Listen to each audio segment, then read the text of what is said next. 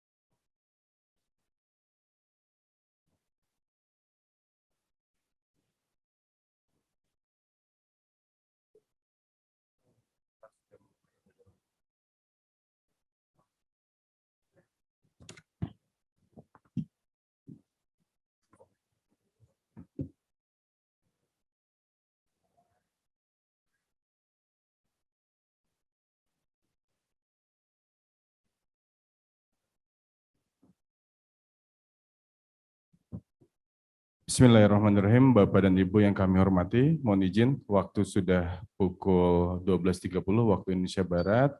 Kami mohon izin untuk memulai acara kegiatan jumpa pers pada kesempatan ini. Bismillahirrahmanirrahim. Assalamualaikum warahmatullahi wabarakatuh. Selamat siang dan salam sejahtera bagi kita semua. Bapak, Ibu, beserta rekan-rekan media yang kami hormati, kami mengucapkan terima kasih atas kehadiran Bapak dan Ibu dan rekan-rekan semua dalam acara Jumpa Pers yang dilaksanakan secara daring maupun luring guna menyampaikan perkembangan terkini terkait kondisi Emeril Khan Mumtaz atau yang biasa dipanggil dengan Kang Eril yang merupakan putra Bapak Ridwan Kamil, Gubernur Jawa Barat. Dan tujuan diadakannya jumpa pers kali ini selain menyampaikan perkembangan informasi tadi, hal ini juga sebagai upaya kita bersama untuk meluruskan banyaknya atau beredarnya pemberitaan yang belum tentu benar dan belum tentu bisa dipertanggungjawabkan. Untuk itu, bersama kita telah hadir secara virtual Duta Besar Indonesia untuk Swiss yang terhormat Bapak Mulyaman Haddad. Selamat malam Bapak. Selamat pagi Pak ya, mohon izin. Pak Mulyaman Haddad ini didampingi oleh Ibu Novia, yaitu sebagai koordinator fungsi politik. Selamat pagi Pak, Ibu, dan juga Bapak Umbara sebagai koordinator fungsi protokol dan konsuler dari KBRI Swiss.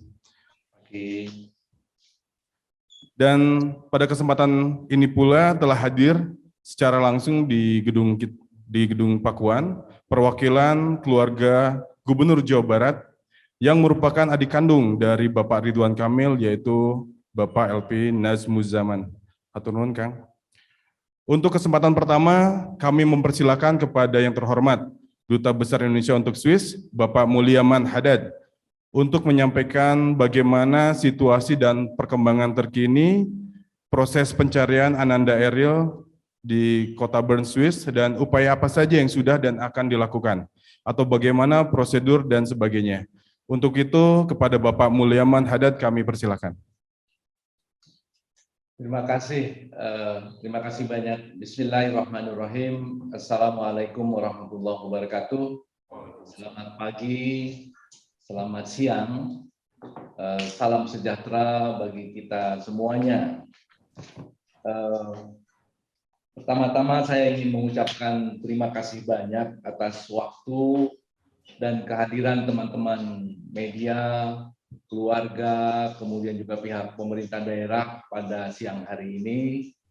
Mudah-mudahan apa yang akan kita sampaikan pada siang hari ini bisa memberikan gambaran apa yang sudah dilakukan dan apa yang akan dilakukan. Saya ingin mengucapkan terima kasih pada siang hari ini hadir juga pihak keluarga Bapak LP Nadmuzaman yang mewakili keluarga dan tentu saja pemerintah daerah Jawa Barat yang memfasilitasi pertemuan ini. Mudah-mudahan sekali lagi seperti juga dengan harapan saya atau harapan kita semua ada gambaran yang semakin baik dari peristiwa yang terjadi 2 hari yang lalu. Bapak Ibu sekalian, rekan-rekan media yang saya hormati, apresiasi juga tentu saja ditujukan kepada rekan-rekan media yang memiliki perhatian yang sangat besar serta intens ya dari peristiwa ini. Tentu saja tetap saja kami mengharapkan doa kita bersama agar kemudian pencarian yang sedang kita lakukan berhasil baik, dan tentu saja tidak hanya kami yang memberikan apresiasi kepada teman-teman media, tetapi juga keluarga dari Eril tentu saja juga mengucapkan hal yang sama. Sekali lagi, tentu saja kita tidak boleh putus untuk berikhtiar. Mudah-mudahan ikhtiar kita ini menghasilkan hasil yang baik. Bapak Ibu sekalian, rekan-rekan media yang saya hormati, pada kesempatan siang hari ini saya ingin menyampaikan sedikit gambaran mengenai kejadian, kemudian apa yang sudah dilakukan dan apa yang akan dilakukan. Semua ini tentu saja juga kami peroleh informasinya dari berbagai sumber, termasuk koordinasi kami dengan pihak-pihak terkait di Swiss ini.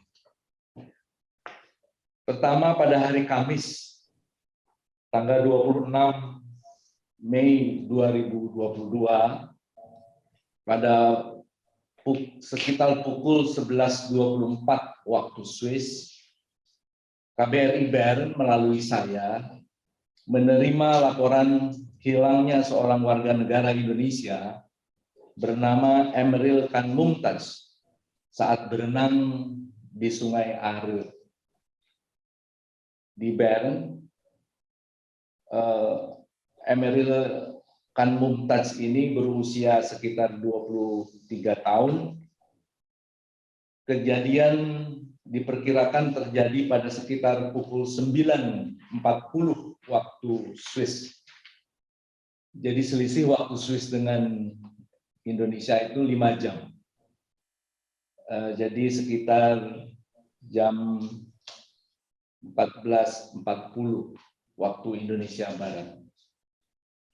Saudara Eril yang tadi sudah disampaikan, putra dari Bapak Gubernur Ridwan Kamil, tiba di Bern bersama keluarga pada malam sebelumnya, yaitu hari Rabu 25 Mei 2022. Setelah mendapatkan kabar ini, KBRI Bern langsung bergerak menuju lokasi pelaporan, yakni di Freibad Marzili, yaitu satu tempat yang memang banyak orang berkumpul di sana, dan langsung bertemu dengan keluarga beliau pada sekitar pukul 12 siang waktu Swiss. Segera setelah ketibaan dan menerima informasi yang cukup dari keluarga, staf kami dari KBRI Bern langsung melakukan koordinasi dengan beberapa pihak untuk melacak kemungkinan keberadaan saudara Eril, yakni pihak kepolisian, UGD di berbagai rumah sakit, serta hotel tempat menginap di tengah kota Bern. Pada saat KBRI berkoordinasi dengan polisi, mereka telah melakukan tindakan pencarian darurat sepanjang rute renang dan area sekitarnya sekitar pukul 10 pagi waktu Swiss. Berdasarkan laporan dari pengunjung area sungai, pihak kepolisian menyampaikan bahwa mereka telah membentuk tim SAR yang langsung menyisir seluruh area potensial di sepanjang Sungai Are.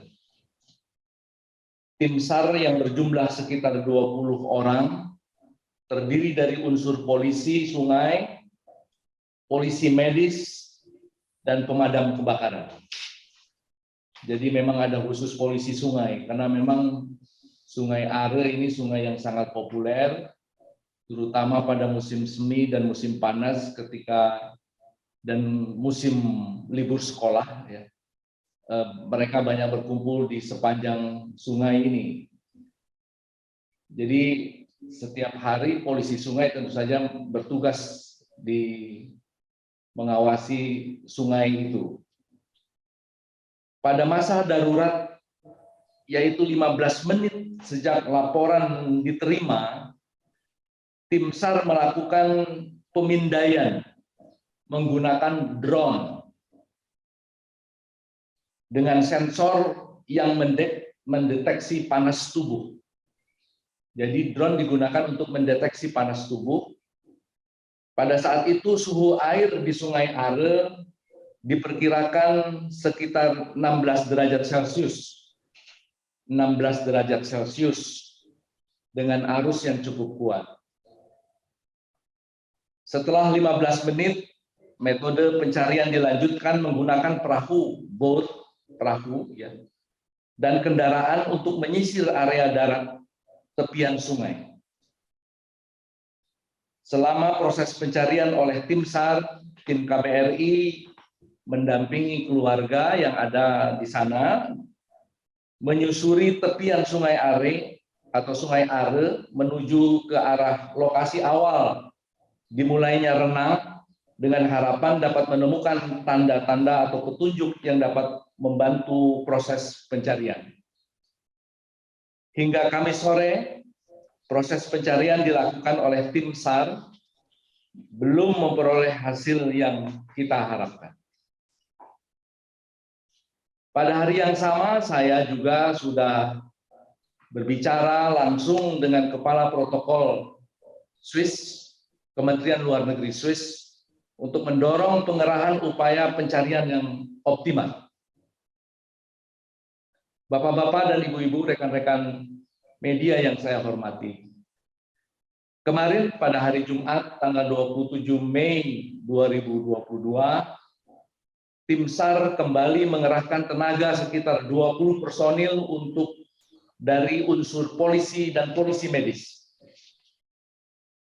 Cakupan area pencarian sekitar 17 km di sepanjang sungai, dimulai dari jembatan Tiefenau hingga ke pintu air Wollensee. Karena kita tahu sungai ini bermuara nanti di Wollensee, jadi seperti danau begitu. Metode pencarian di hari Jumat kemarin adalah menggunakan perahu dan tentu saja disesuaikan dengan situasi setempat. Karena pada dasarnya pendekatan ataupun peralatan yang dibawa tentu saja bisa berbagai model atau berbagai macam bentuk, tetapi tentu saja semua disesuaikan dengan situasinya. Penyusuran dimulai dari lokasi awal, kemudian menuju area hilangnya kontak, dan lanjut menyusuri sisi sungai sepanjang 7 km menuju arah hilir, yaitu pintu air Engehalde. Di akhir sesi pencarian pada hari kedua kemarin, saya juga mendampingi orang tua saudara Eril, Bapak Gubernur Ridwan Kamil, dan istri untuk menemui tim SAR kepolisian yang bertugas di lapangan. Tim SAR menegaskan bahwa upaya pencarian saudara Eril merupakan prioritas mereka saat ini. Mereka masih terus mengupayakan proses pencarian dengan menggunakan berbagai macam metode yang tersedia. Pihak kepolisian Swiss akan terus berkoordinasi hingga menjaga lifeline dengan KBRI terkait dengan update perkembangan terbaru dari proses pencarian ini. Jadi kita dalam koordinasi penuh dengan pihak kepolisian 24/7.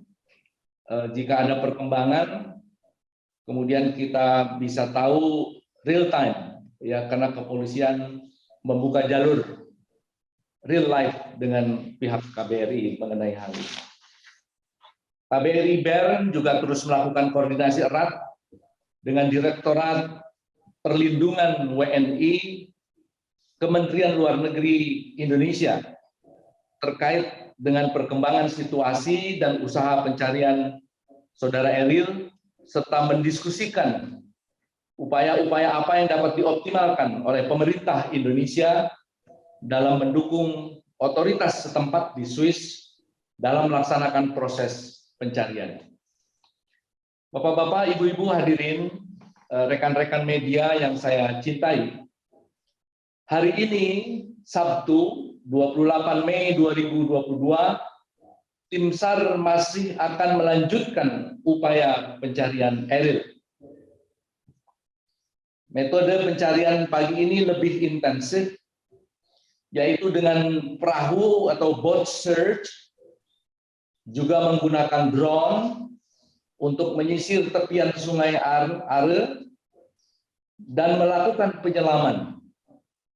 Sekali lagi tentu saja penyelaman terutama disesuaikan dengan situasi, sebab kalau airnya keruh karena bekas hujan misalnya, atau bekas salju, karena danau dan sungai Are ini airnya adalah datang dari salju yang meleleh, sehingga kemudian relatif dingin suhunya. Dan biasanya salju yang meleleh itu ada kristal-kristal putih yang kadang-kadang membuat warna air itu menjadi agak keruh sehingga kemudian menyulitkan penyelaman. Tapi pada dasarnya pihak otoritas memberikan ataupun menyiapkan berbagai macam metode yang available disesuaikan dengan situasi setempat dengan waktu yang tepat tentu saja di dalam setiap proses pencarian. Saya bertemu bersama dengan Pak Gubernur Ridwan Kamil dengan mereka kemarin. Mereka sangat profesional dan Bapak Gubernur Ridwan Kamil juga banyak memberikan pertanyaan-pertanyaan yang teknis, ya. Dan kemudian diberikan gambaran mengenai topografi sungai, kekuatan arus sungai, dan lain sebagainya, sehingga kemudian kita memperkirakan kira-kira possible spots di mana kira-kira bisa terjadi dan lain sebagainya.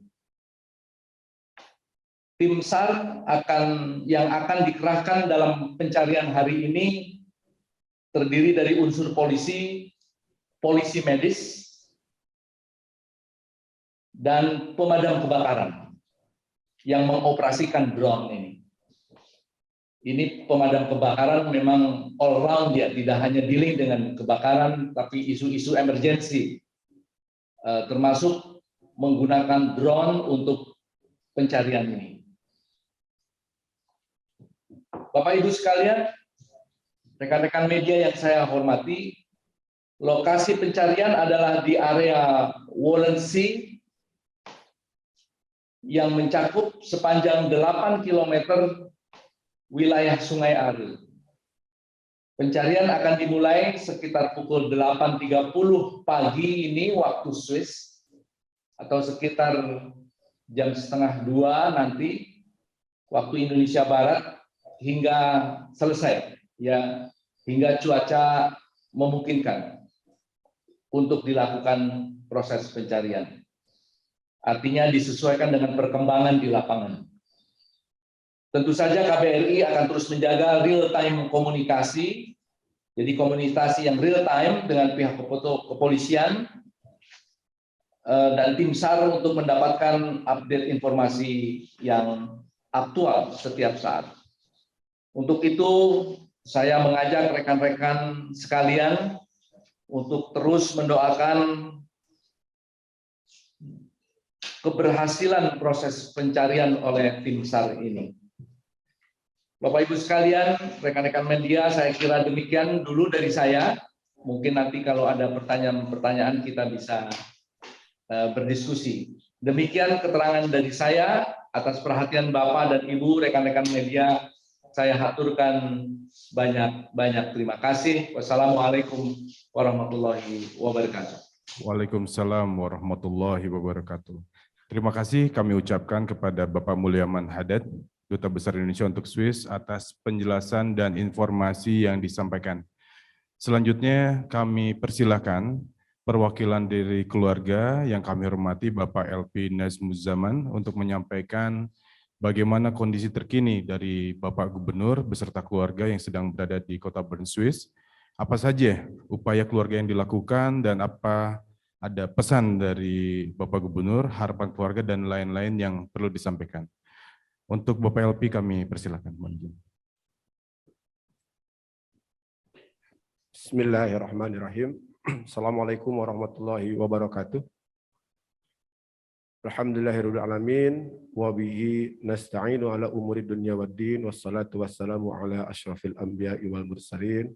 Asyhadu an la ilaha illallah, asyhadu anna Muhammadan abduhu wa rasuluhu la nabiyya ba'dah. La haula wala quwwata illa billah. Pertama-tama terima kasih rekan media yang telah hadir di sini begitu. Pada kesempatan ini sebelum saya menyampaikan terkait hal pencarian Ananda Eril, ponakan kami yang tercinta, izinkan kami atas nama Pak Ridwan Kamil, Gubernur Jawa Barat, juga mewakili warga Jawa Barat, juga menyampaikan rasa duka cita yang mendalam atas wafatnya Ayahanda Kiai Haji Syafi'i Ma'arif atau biasa dipanggil Buya Syafi'i karena beliau ini wafatnya merupakan kehilangan untuk keluarganya, untuk juga warga Persyarikatan Muhammadiyah karena beliau adalah salah satu mantan ketua umum, dan juga kehilangan bagi kita sebagai warga Indonesia karena beliau posisinya sangat terhormat sebagai bapak bangsa. Kebetulan Pak Gubernur, Pak Ridwan Kamil punya kedekatan khusus, tapi dalam situasi ini belum bisa hadir secara fisik bertakziah ke keluarga sehubungan dengan kondisi keluarga kami juga sedang menghadapi musibah dan posisinya jauh. Yang kedua, kami juga ingin mengucapkan terima kasih yang sebesar-besarnya kepada warga Jawa Barat yang telah memberikan dukungan moral, doa, support dan lain-lain. Ini membantu membesarkan kami sekeluarga gitu. Dan juga kami tidak lupa ini sangat dibantu oleh Pak Dubes, Pak Mulyaman Haddad, terima kasih Pak. Dibantu oleh Pak Duta Besar dengan jajarannya selama situasi keluarga ketika mendapatkan musibah belum bersama Pak Gubernur karena Pak Gubernur posisinya sedang di Inggris, sedang bertugas, sementara pihak keluarga di Swiss dalam rangka mencari sekolah dan kesempatan beasiswa S2 untuk Eril. Jadi posisinya keluarga yang di Swiss saat kejadian terpisah dari Pak Gubernur atau Pak Ridwan Kamil. Jadi kami sangat berterima kasih kehadiran dari Pak Dubes dan jajarannya sangat-sangat membantu dan sangat kami apresiasi.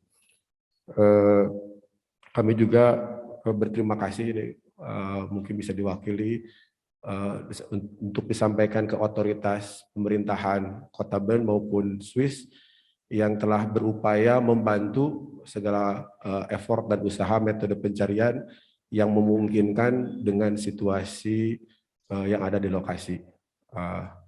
Terakhir, tak lupa kami juga sangat berterima kasih kepada warga, relasi, keluarga yang memberi ruang privasi kepada keluarga Pak Gubernur yang ada di Swiss dengan tidak bertanya langsung terkait update dan lain-lain karena keluarga di Swiss butuh ruang untuk mencerna memahami situasi, berkoordinasi dengan baik dengan kedutaan, dengan pihak aparat, sehingga kami sangat mengapresiasi ruang tersebut tidak diintervensi oleh pertanyaan terkait update langsung ke keluarga yang ada di Swiss, cukup kepada kami yang mewakili ada di sini.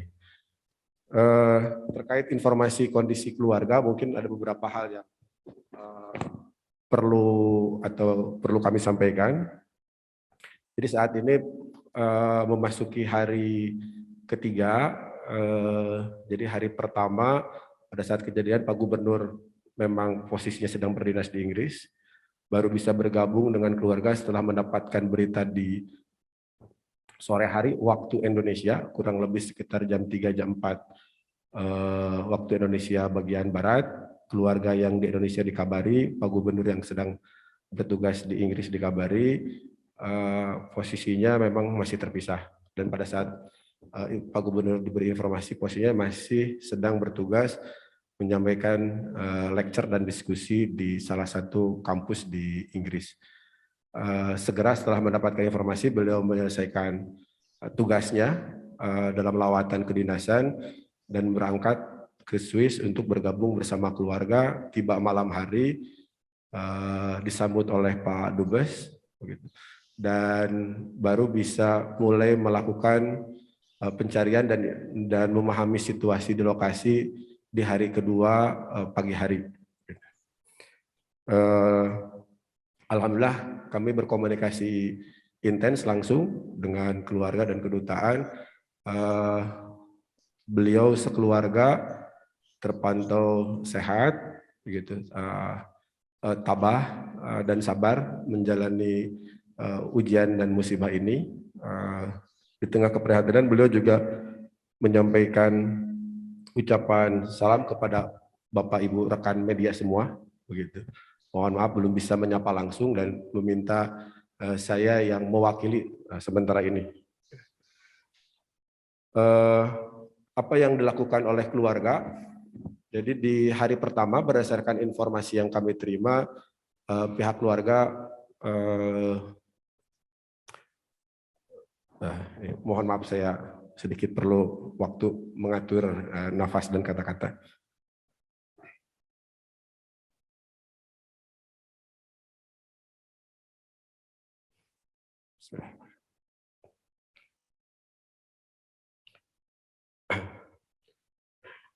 Saya mungkin sedikit bercerita situasi kejadian, begitu, dan yang kami terima dari pihak keluarga di Swiss.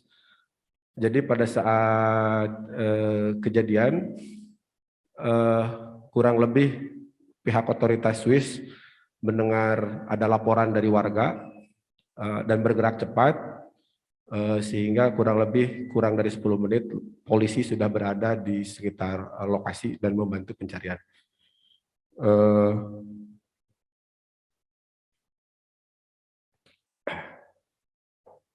Kalau boleh izin Pak Moderator, langsung tanya jawab saja, nanti saya sampaikan dalam tanya jawab. Terima kasih banyak.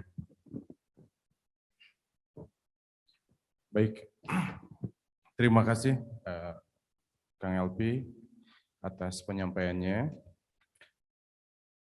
Bapak Ibu dan rekan-rekan media, selanjutnya kami buka sesi tanya jawab dan kami harapkan pertanyaan ini tidak melebar, gitu ya. Karena ini merupakan virtual, jadi nanti kami akan membuka kesempatan buat teman-teman yang hadir secara langsung di Gedung Pakuan, dan juga nanti ada pertanyaan-pertanyaan yang dititipkan atau di teman-teman sampaikan pada kolom chat di Zoom meeting seperti itu. Untuk pertanyaan pertama, mohon izin karena memang dari pertanyaannya ini banyak pertanyaan yang sama, kami tidak akan membacakan semuanya. Ini yang pertama, ini Kang Nugi dari Kompas TV Jabar ingin bertanya kira-kira, mohon izin. Oke, ingin bertanya kira-kira suhu air sungai saat kejadian berapa derajat dan apa hasil pencarian drone thermal seperti yang disebutkan tadi di keterangan pers? Apakah ada kemungkinan hipotermia terjadi mengingat waktu hilang dan pencarian cukup lama? Terima kasih. Baik, mungkin pertanyaan ini mohon izin bisa dijawab oleh Bapak Dubes. Mohon izin Bapak Mulyaman Haddad untuk menjawab pertanyaan secara langsung. Terima kasih banyak pertanyaannya.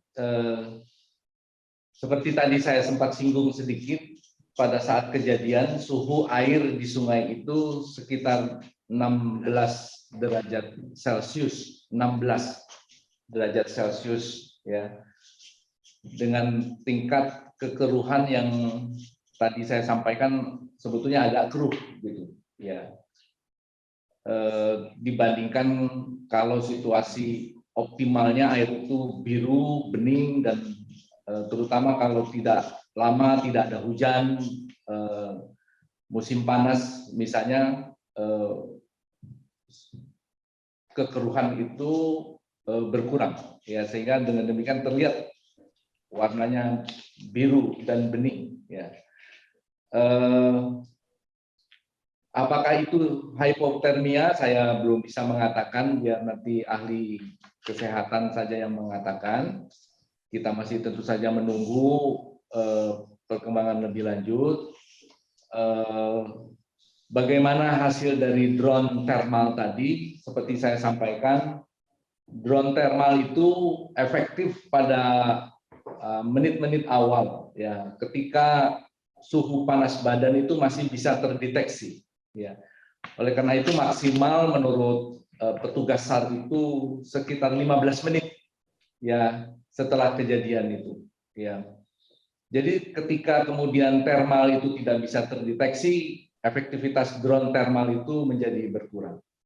Nah, drone yang akan digunakan pada hari ini itu drone yang berbeda. Ya, terus drone yang kemudian dia akan terbang rendah sepanjang arus sungai dengan teknologi tertentu, dia bermanuver, kemudian melihat jengkal demi jengkal dari perkembangan atau dari topografi sungai itu. Dan ini yang kita juga akan dengar nanti laporannya, apakah drone itu akan dilakukan juga pada kesempatan berikutnya, tapi hari ini pemantauan melalui drone itu akan terus dilakukan. Pada prinsipnya,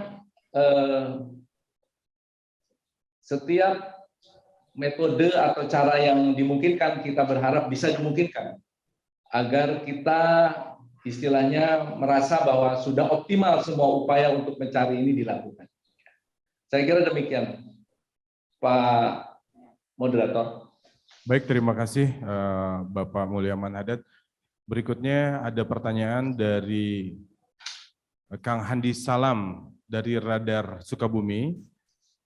Saya ingin bertanya kepada KBRI Swiss soal kondisi air sungai Are, kenapa tiba-tiba menjadi deras daripada sebelumnya, sehingga putra sulung yang merupakan atlet renang terbawa arus. Berdasarkan media setempat, sejak Januari tahun 2022 lalu, perusahaan milik negara Swiss di bidang listrik, Alpiq di Windsau menyebutkan mengalirkan antara 15 dan 25 meter kubik air per detik ke jalur lama Are di Bendung Windsau. Itu 2 kali lipat dari tahun-tahun sebelumnya untuk pembangkit listrik tenaga air di Gosgen. Apakah KBRI mengetahui hal ini dan memberikan informasi kepada wisatawan WNI yang datang ke Sungai Are, dan untuk pencarian start di sana dilakukan sampai berapa hari? Demikian Bapak, mohon izin pertanyaan dari Saudara Handi. Terima kasih. Kondisi air itu sebetulnya selalu dalam situasi yang relatif konstan, ya, karena memang dari dataran tinggi ke dataran rendah, ya. Sumbernya tentu saja dari melelehnya salju di atas gunung karena musim panas, dan kemudian itu menjadi sumber air yang besar. Swiss memang sangat diuntungkan karena topografinya, sehingga sumber listrik berbasis air itu menjadi bagian besar di dalam pemenuhan listrik negaranya. Ya, di samping ada sumber energi yang lainnya. Tapi peranan energi yang datang dari pemanfaatan arus air ini menjadi sangat dominan. Sehingga dengan demikian tentu saja memang tidak ada rekayasa arus, ya, karena memang secara konsisten arus akan seperti itu. Perbedaan mungkin terjadi dari hari ke hari karena tergantung bagaimana di awalnya itu, apakah ada tambahan hujan atau ada fenomena alam lainnya sehingga kemudian mempengaruhi debit air atau jumlah air yang meluncur menuju ke dataran yang lebih rendah. Jadi sama sekali tidak ada hal-hal yang saya kira spesial. Semua dari tahun ke tahun tentu saja sudah dipelajari, ya, sehingga dengan demikian arus memang selalu agak deras, ya, atau mungkin boleh dikatakan untuk ukuran kita itu cukup deras, ya. Dan itulah yang menarik bagi wisatawan karena derasnya air itu, ya. Karena anak-anak muda yang biasanya loncat dari jembatan tinggi senang betul dengan arus yang deras ini, gitu. Jadi memang bagi mereka ini satu istilahnya fenomena yang kemudian dimanfaatkan sebagai pusat wisata, ya, tidak hanya oleh masyarakat yang datang dari luar negeri, tapi juga dari masyarakat setempat. Jadi tidak ada hal yang spesial, dan tentu saja karena ini sudah menjadi satu hal sehari-hari, artinya kejadian yang normal sehari-hari, ditambah dengan penjelasan-penjelasan dan tambahan rambu-rambu di sepanjang sungai. Jadi sepanjang sungai juga pemerintah setempat sudah memberikan rambu di mana boleh meloncat, di mana dilarang meloncat, di mana ada batu dan seterusnya. Saya kira sudah cukup jelas. Juga disediakan di sepanjang sungai, ya, karena pemerintah juga menjaga betul konservasi topografi sungai ini, sehingga saya kira memang begitu adanya. Ya, mudah-mudahan ini bisa menjawab pertanyaan dari saudara siapa tadi, Adi, ya. Demikian Pak Moderator. Baik, terima kasih Bapak. Mohon izin Bapak, ini ada sedikit pertanyaan juga dari Ratna Rakyat Merdeka. Bagaimana mekanisme pencarian orang hilang di Swiss? Apakah ada limitasi waktunya, Pak? Mohon izin, Pak. Terima kasih atas pertanyaan ini. Sebetulnya tidak ada spesifik waktu, batas waktu maksimum kapan pencarian ini akan dihentikan. Karena ketika kemarin kami bertemu dengan tim SAR, mereka merasa, terutama jawaban dari polisi sungai mengatakan, adalah menjadi tugas kami untuk setiap saat terus memantau keamanan dari sungai ini. Jadi dia atau mereka tidak mengatakan bahwa dalam beberapa hari misalnya tidak ditemukan, maka kemudian pencarian dihentikan. Tidak seperti itu. Pencarian akan terus berlangsung setiap hari, karena memang itu menjadi tugas dari mereka sehari-hari, memantau situasi setiap titik, setiap pojok, dari sepanjang sungai yang sangat dilindungi itu, kemudian tentu saja menjadi bagian yang tidak terpisah dari upaya pencarian. Jadi pelaksanaan tugas sehari-hari sebagai bagian yang tidak terpisah dari upaya SAR yang juga menjadi program mereka. Jadi demikian, tapi mereka mengatakan ada 3 kritikal waktu penting. Ada istilahnya kritikal waktu penting. Pertama, 3 hari pertama itu biasanya sering ditemukan pada 3 hari pertama, tapi mayoritas kejadian serupa pada tahun-tahun sebelumnya itu 99,9% itu ditemukan dalam 3 minggu. Jadi itu menurut mereka, dari pengalaman mereka puluhan tahun menjaga sungai ini. Saya kira demikian, Pak Moderator. Baik, izin Bapak, menyambung dari pernyataan Bapak tadi, di sini juga ada pertanyaan. Sejauh mana kendala yang dihadapi oleh tim SAR di sana dalam proses pencarian Kang Ariel ini? Dan bagaimana antisipasi yang dilakukan agar pencarian tetap berlangsung secara optimal? Terima kasih.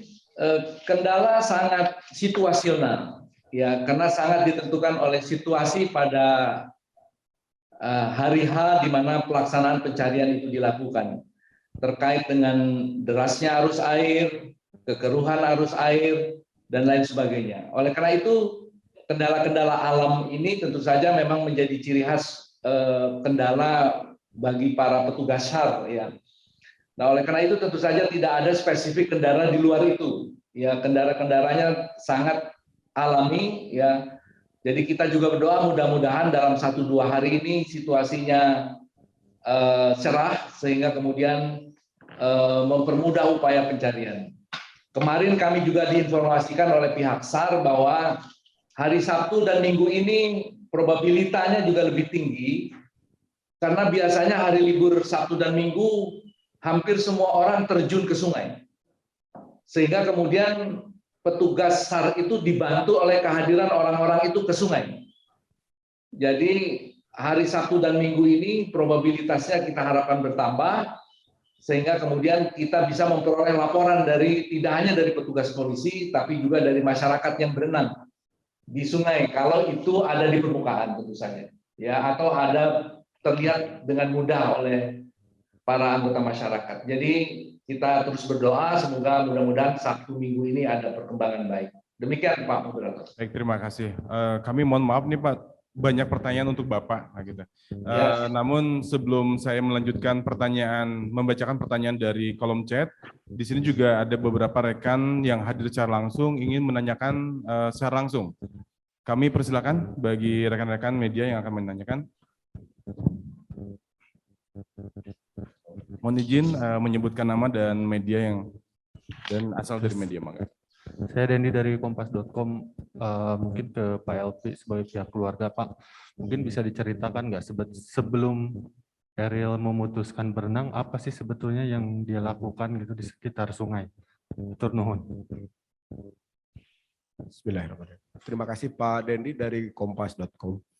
Jadi perlu kami sampaikan sebagai pamannya, sejauh yang kami ketahui memang rasa khawatir kami besar ini karena Ariel dalam pandangan kami adalah ponakan yang teladan untuk sepupu-sepupunya, penuh tanggung jawab, kemudian juga ramah begitu, dan dia juga aktif dalam kegiatan sosial, memiliki kepedulian, sehingga kami tentu perasaannya sekarang relatif cemas dan khawatir. Walaupun demikian kami paham bahwa apapun yang Allah tetapkan, pilihan kita hanya bisa bersabar atau bersyukur.